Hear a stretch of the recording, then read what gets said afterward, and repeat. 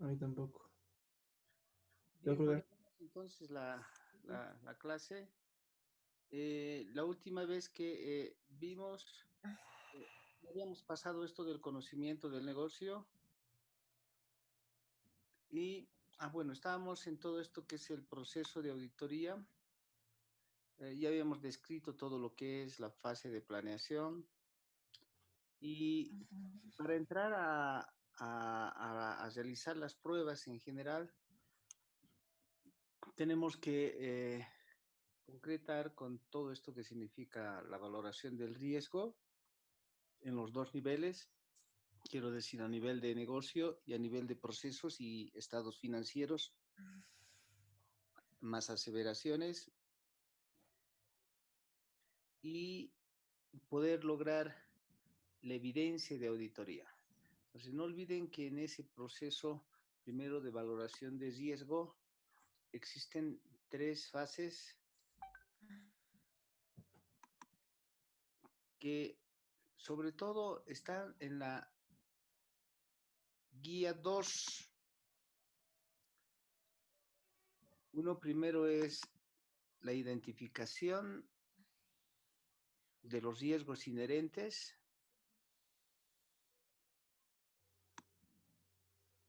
Dos, una vez que ha identificado uno los riesgos inherentes, tanto en el nivel de negocios como a nivel de estados financieros y aseveraciones, tiene una lista de riesgos. Es mejor inclusive pedir que la empresa tenga ya identificado los riesgos. Recién uno puede empezar a hacer una evaluación y valoración de los riesgos inherentes con una tabla que es esta, que puede ser simplemente de dos ponderaciones, siempre en función de la probabilidad de ocurrencia de riesgo, del riesgo de error en los estados financieros y cuál sería el impacto en los estados financieros. Esa tabla, esa tabla de valoración, esa tabla de valoración, ahorita les muestro, debo tener una tabla por aquí cerca.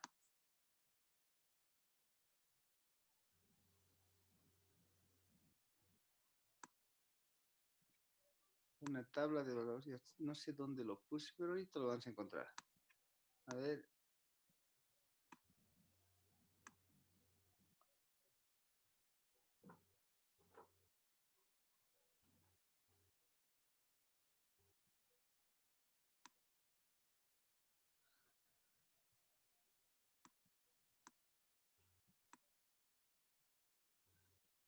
ya está. Entonces, una tabla de valoración de dos entradas, que es esta de aquí, considerando la probabilidad e impacto, pero la recomendada por la guía misma es esta, que es una tabla de valoración de probabilidad e impacto con 1, 2, 3, 5 escaños, de tal manera de que si es que tenemos una alta probabilidad de riesgo de error en los estados financieros y si ese impacto es mayor, o sea, de categoría 5, tendríamos la mayor, el mayor riesgo o el alto riesgo que está ponderado como 5 por 5, 25. ¿No? Un riesgo alto que necesariamente debe tener controles para mitigarlos.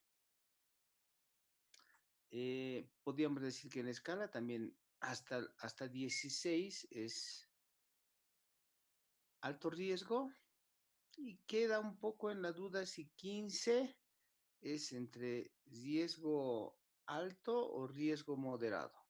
De hecho, los que están marcados aquí con amarillo son los que son de riesgo moderado y lo que está marcado con verde son los de riesgo bajo. Ya les decía, esa valoración puede ser de 2, una valoración de 5, y es una exageración, pero podría ser que a alguien se le ocurriera hacer una valoración de 10, pero no he visto nunca que haya una valoración de 10.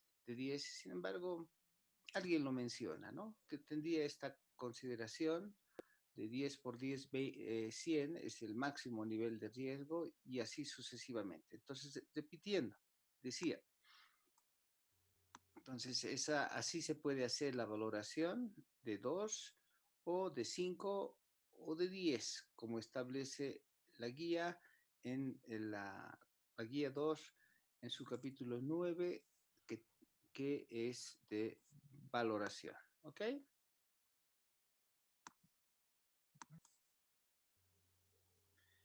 Entonces, lo primero es identificar los riesgos. Lo segundo es valorar esos riesgos con esa ponderación de 1 a 5.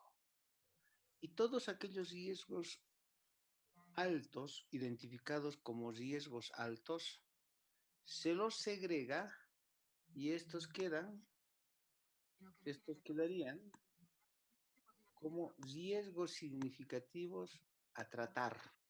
Son esos los que vamos a tratarlos, o sea, estamos hablando de que en última instancia la norma en su capítulo, la guía en su capítulo 10 ya nos va a definir. Ahora quédese solo con los riesgos que son significativos. ¿Cómo se considera un riesgo significativo? Aquel que tiene dos condiciones. Uno, que el riesgo inherente es alto por su naturaleza y que es de alto impacto considerando la materialidad. ¿Ok? Entonces, considerando la materialidad, aquellos que superan el nivel de materialidad, quiero decir, cuyo efecto supera el nivel de materialidad. Y esos son los riesgos significativos, los que hemos definido nosotros como como altos. Una vez que definimos los riesgos como altos, lo que tenemos que hacer es buscar que estos riesgos significativos tengan controles. Ya es una segunda fase, y el primer control es coso, ¿no? Hasta ahí hemos llegado.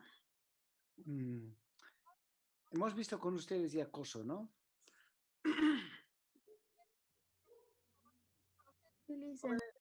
¿Sí? Sí, licenciado. Ya. Entonces, ahora nos estamos yendo rumbo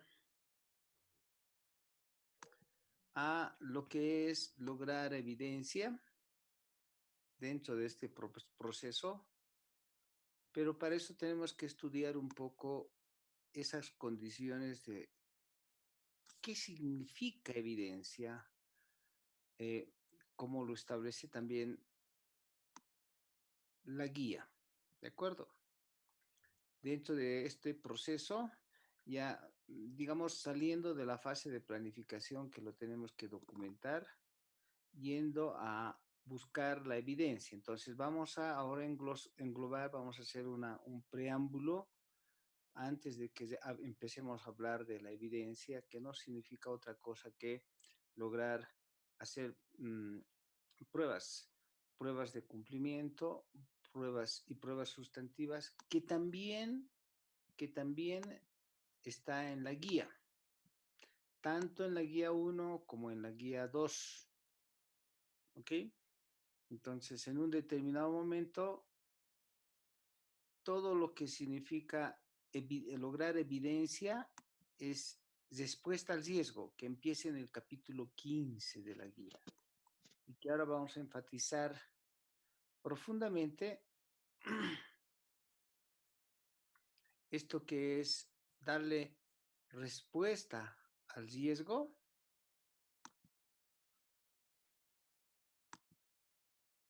¿ok? Respuesta al riesgo y hacer una determinación del alcance de pruebas. Todo está concatenado de cuántas pruebas vamos a realizar y de qué tipo, partiendo de lo mismo que está en la guía, de lo mismo, pero que está en la guía 1. Ahorita estoy viendo la guía 2, siempre manejando la guía 1 con la guía 2. La guía 2 es la parte práctica y la guía 1 es la teoría. Igualito, aquí tenemos en la guía 1 los procedimientos de valoración de riesgos. Y el capítulo 9 de la guía 1 nos va a decir cómo lograr evidencia, cómo se responde a los riesgos valorados. De eso trata, ¿ok? Respondiendo a los riesgos valorados, ¿no es cierto? Hace un rato hemos valorado los riesgos con esas tablas de riesgos y hemos ido en busca de los riesgos significativos. Ahora hay que ver cómo se logra la evidencia de auditoría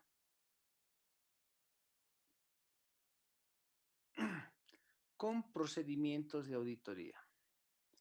Primero una respuesta general y después los procedimientos adicionales que son los más importantes. Pruebas sustantivas y pruebas de control.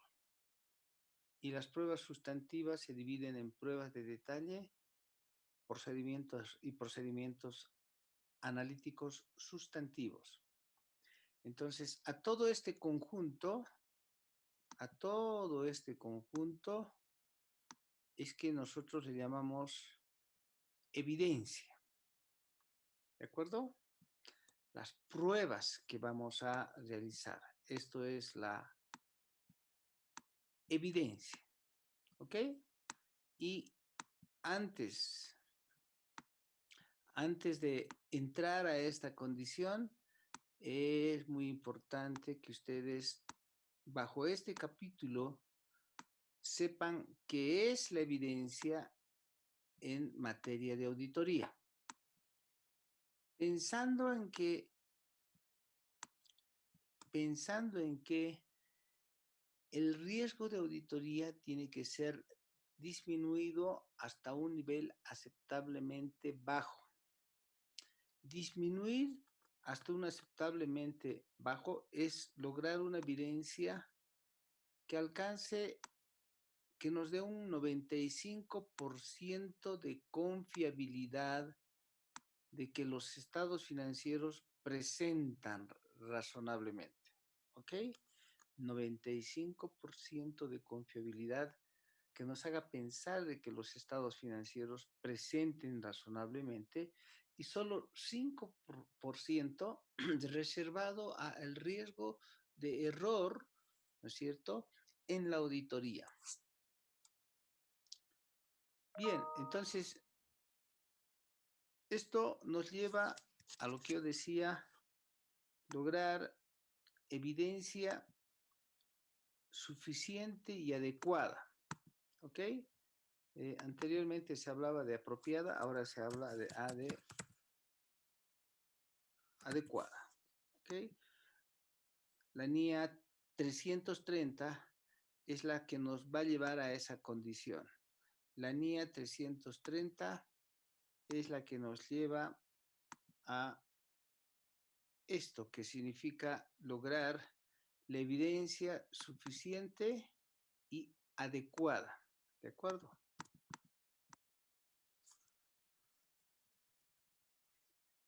Suficiente y adecuada. Bien, entonces la 330 en su párrafo 3 nos establece, dice, el objetivo del auditor es obtener evidencia suficiente y adecuada El auditor, para eso debemos realizar todo un plan de auditoría que lo hemos hecho a través de la NIA 315 en la fase de planeación. Y ahora entramos a ver cuántas pruebas vamos a realizar.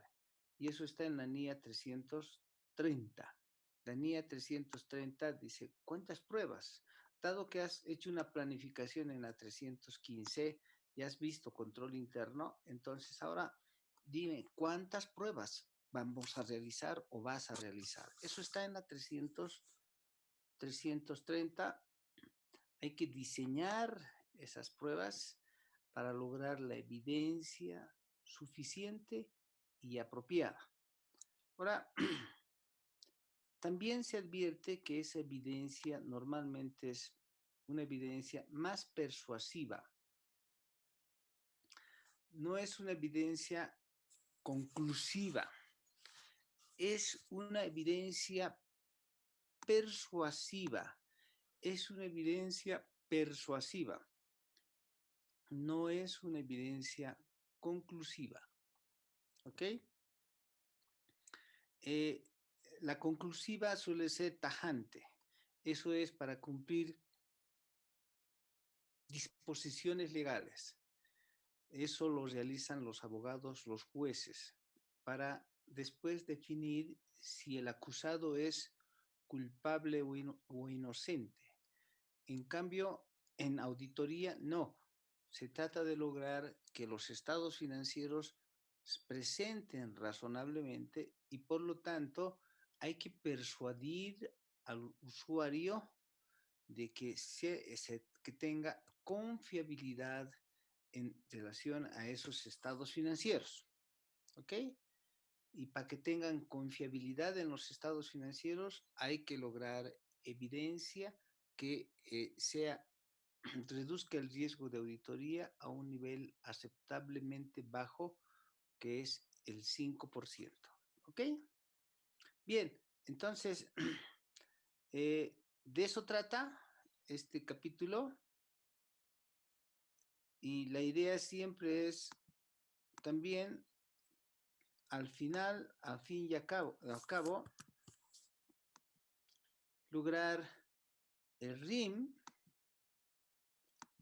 lograr a definir el riesgo de incorrección material a nivel de riesgo de incorrección material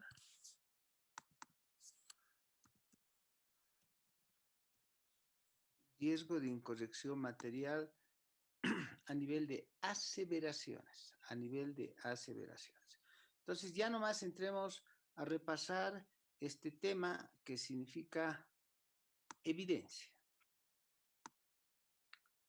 Estamos entrando entonces a ver el tema que es de evidencia.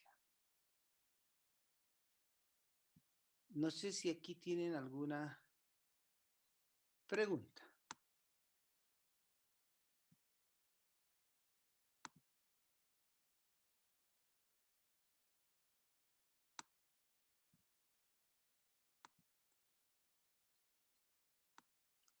¿Preguntas, jóvenes?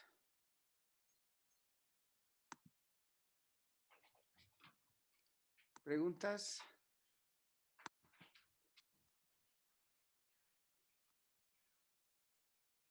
Bien, no hay preguntas. Entonces entramos a ver lo que es evidencia.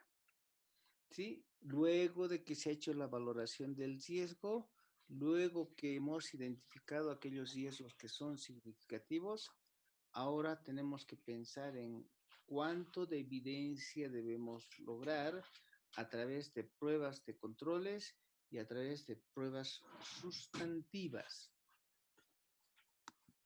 Entonces, para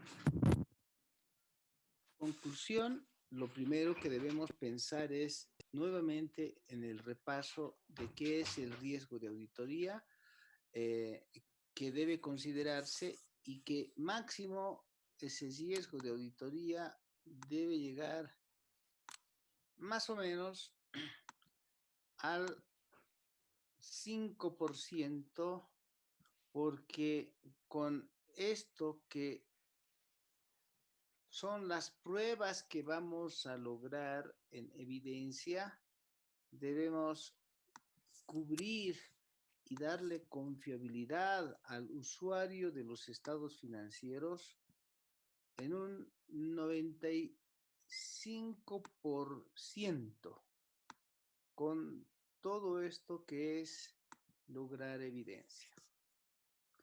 Partiendo, si ustedes quieren verlo de otra manera, es lo mismo que mirar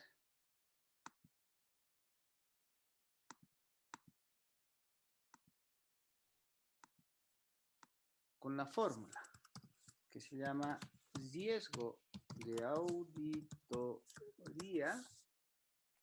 El riesgo de auditoría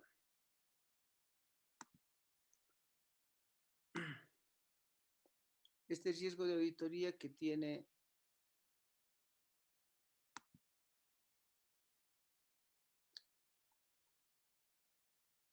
básicamente dos componentes que después los podemos descomponer, ¿sí?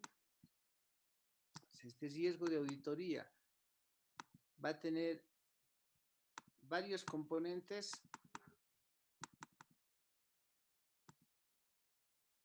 de la siguiente manera, ¿no?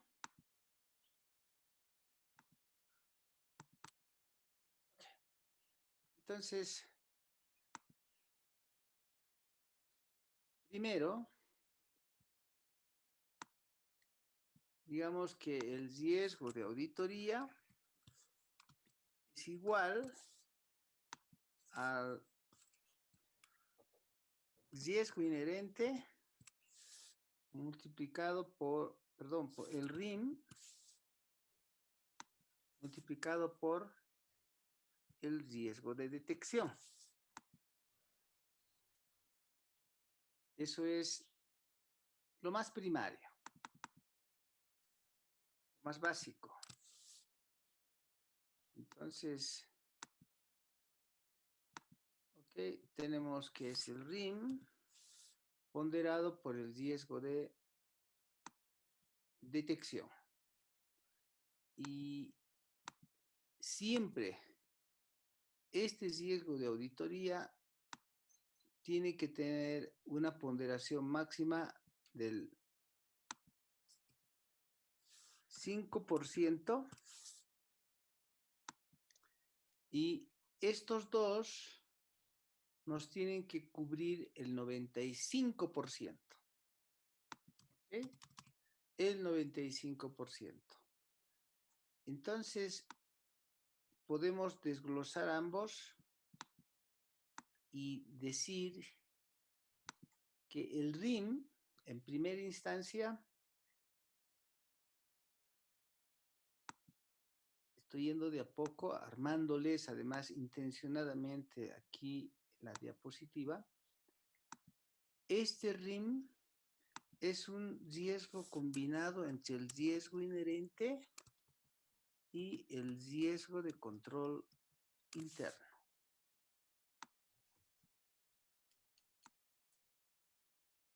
¿Ok?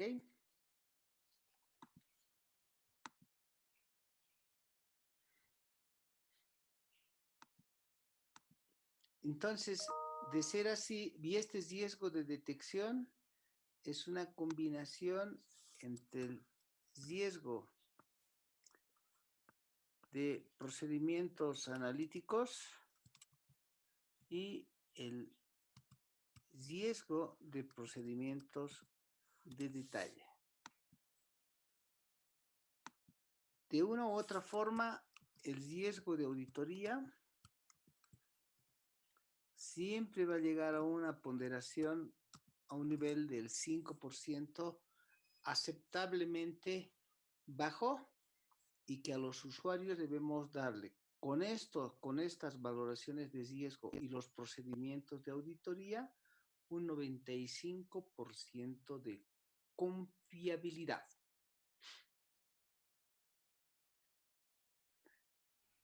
Eso es, ¿no? Entonces, el 95% lo vamos a dar a través de estas ponderaciones. ¿Ok? A ver, lo voy a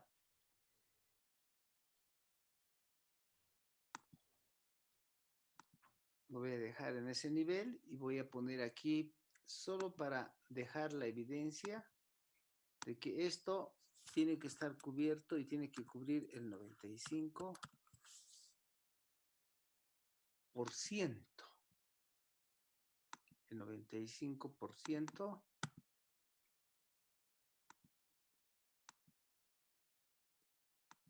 estará cubierto con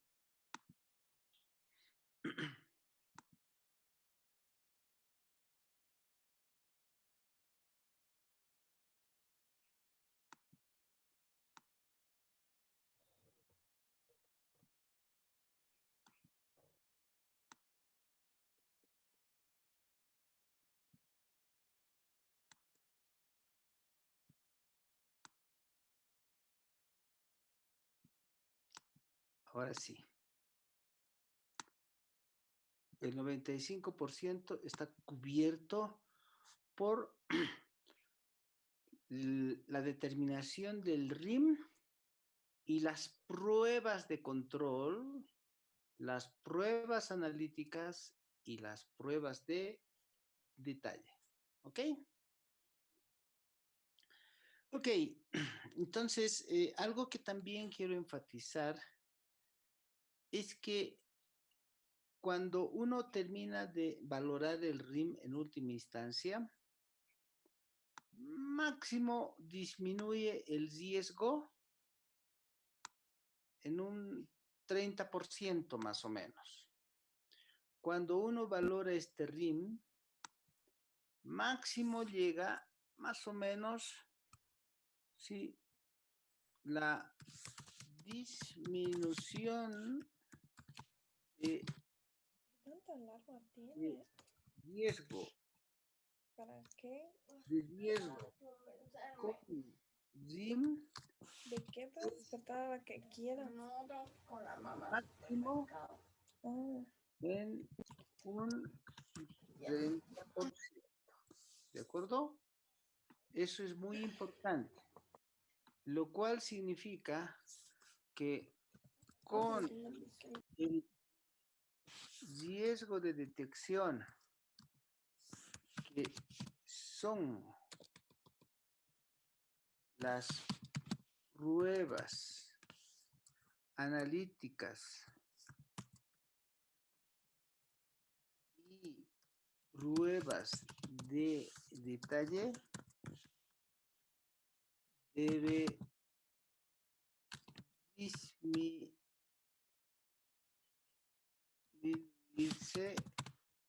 el resto. ¿De acuerdo? Eso también es importante que ustedes tomen en cuenta.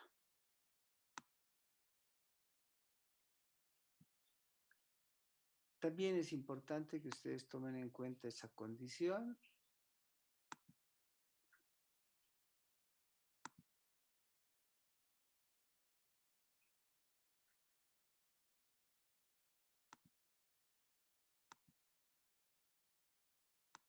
Ahora sí, ¿no? Decimos. Entonces, el riesgo de auditoría tiene que disminuirse a un nivel aceptablemente bajo, que más o menos es el 5%. Y con la consideración del RIM, eso quiere decir principalmente con el control interno, máximo se disminuye hasta en un 30% este 95%. Entonces, como mínimo, deben hacer pruebas del 65% con pruebas analíticas y pruebas de detalle. De otra manera, por eso aquí no quiero anotar ningún porcentaje. Ejemplo, si es que yo tuviese aquí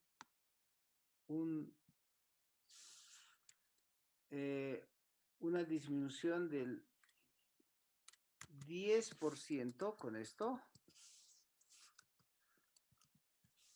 con el RIM, con control interno principalmente, luego tengo que hacer pruebas que lleguen hasta él, pruebas de analíticas o pruebas de detalle que llegue hasta, sería 85%, y eso es harto.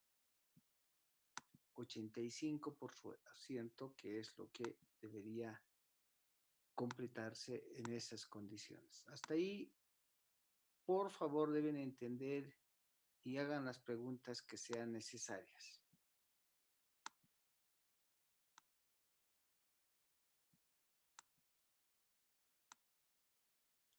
¿Se entendió? Si esto fuese el 20% que se cubre, porque siempre se tiene que llegar al 95%, entonces tienen que hacer 75% de pruebas. Pero esto llega a bajar máximo el 30%, lo cual significa que el 65% de pruebas tienen que estar, no, el 65% de confiabilidad tiene que estar cubierta con pruebas analíticas y pruebas de detalle, pero de todas maneras, de una u otra manera, se tiene que llegar al 95%.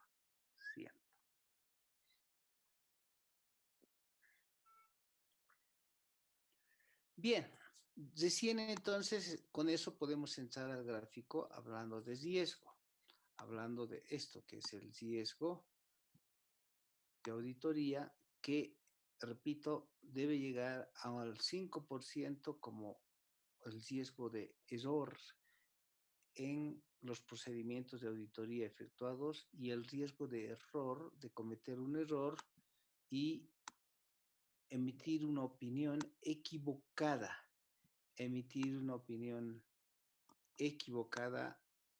en el informe de auditoría. La composición, como veíamos aquí, es el RIM por una parte y el riesgo de detección por otra. A su vez, el RIM está compuesto por el riesgo inherente y el riesgo de control, y el riesgo de detección está compuesta por el riesgo de procedimientos analíticos y el riesgo de procedimientos de detalle. ¿Ok? Por definición, entonces, ¿qué sería el riesgo inherente? Y la verdad es que el riesgo inherente tiene que ver con la naturaleza del negocio y tiene que ver con la naturaleza del rubro, tiene que ver con la naturaleza de la cuenta, tiene que ver con la naturaleza del elemento que compone la cuenta. Algunos de esos o elementos o cuentas o rubros, algunas de esas cuentas o rubros o el negocio mismo suelen ser de alto riesgo inherente o de moderado riesgo inherente o de bajo riesgo inherente. Normalmente, las transacciones que son múltiples, repetitivas,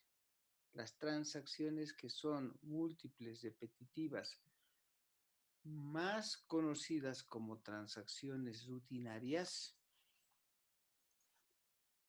suelen ser de alto riesgo inherente, como por ejemplo los ingresos,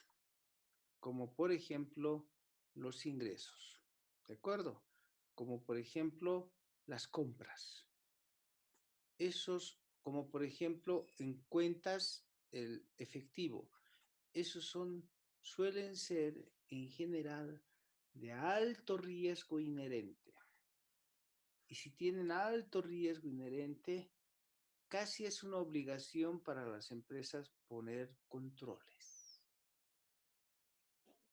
¿Ok? Y ahí viene, y el riesgo inherente se considera, más bien, se define sin considerar el control interno. ¿Ok? Es el riesgo puro.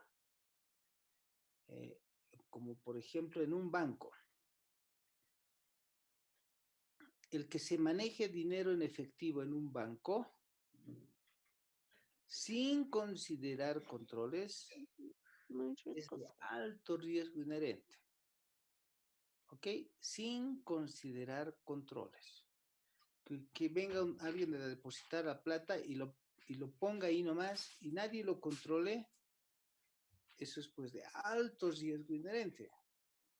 ¿No es cierto? Cualquiera podría llevarse el dinero. Entonces, ¿qué deben hacer las empresas? Poner controles. Entonces, eso es, por ejemplo, poner una bóveda donde se ponga el dinero. Eso se llama control.